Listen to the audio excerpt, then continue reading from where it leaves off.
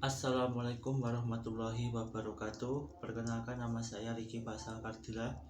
Di sini saya akan mereview makalah dari kelompok 5 tentang urgensi akad pada lembaga keuangan syariah. Baik, saya menjelaskan. Yang pertama, tentang pengertian akad menurut para ahli.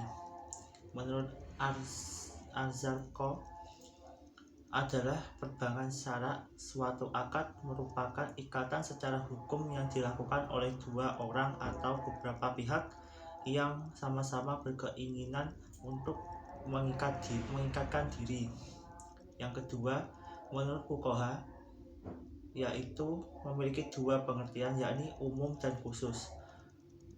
Pengertian umum lebih dekat dengan pengertian secara bahasa, dan pengertian ini yang tersebar di kalangan fuqaha Malikiyah, Syafi'iyah, dan Hanabilah, yaitu setiap sesuatu yang ditekatkan oleh seseorang untuk melakukannya, baik muncul dengan kehendak sendiri seperti wakaf, ibrah, talak, dan sumpah, maupun membutuhkan dalam menciptakannya seperti jual beli, sewa menyewa.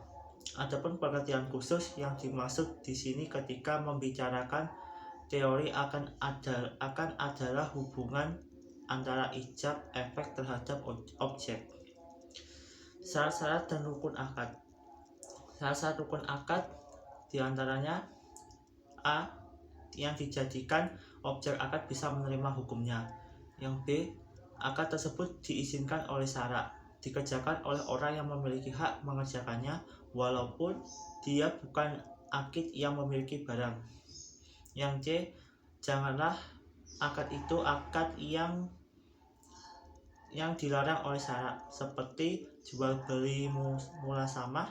Akad bisa memberikan faedah, sehingga tidaklah sah bila rahin atau gadai dianggap sebagai imbalan amanah atau kepercayaan. Yang D. Ijab itu berjalan terus, tidak dicabut sebelum terjadi qabul. Maka apabila orang berijab menarik kembali ijabnya sebelum qabul, maka batalah ijabnya. Yang E. Dan ijab dan qabul harus bersambung, sehingga bila seseorang yang terijab telah berpisah sebelum adanya qabul, maka ijab tersebut menjadi batal. Selanjutnya adalah rukun-rukun akad. Rukun-rukun akad diantaranya adalah akid, yaitu orang yang berakad atau subjek akad. Yang kedua, ma'qud alaih adalah benda-benda yang bakal diakadkan atau objek akad. Yang tiga, maudu akid adalah tujuan dan maksud menyelenggarakan akad.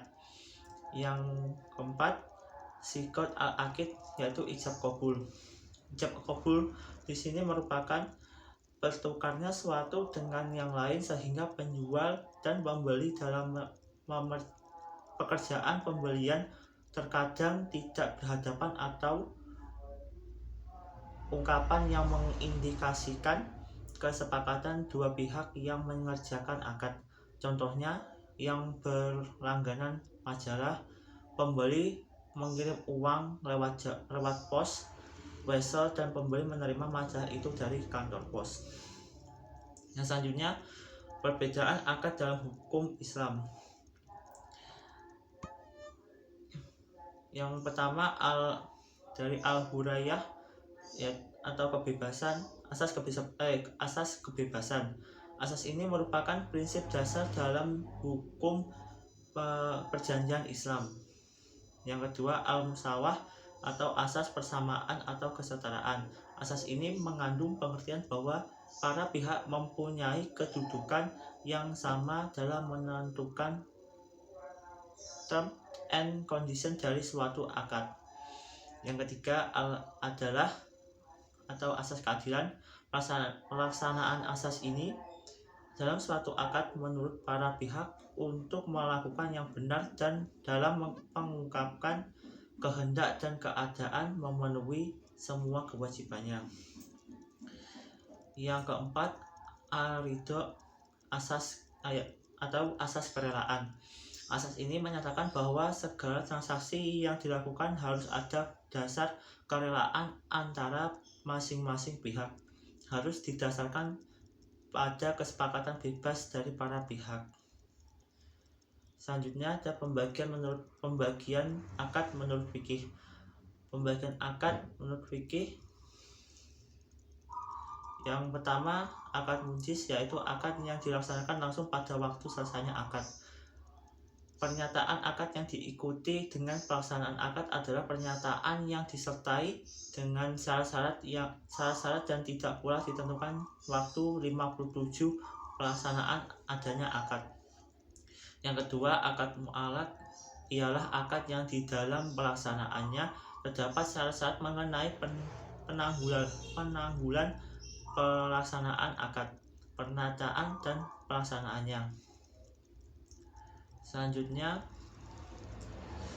secara umum akad dalam fikih muamalah terbagi menjadi dua, yaitu akad tabaruk atau non profit oriented adalah jenis akad dalam transaksi perjanjian antara dua orang atau lebih yang tidak berorientasi bisnis.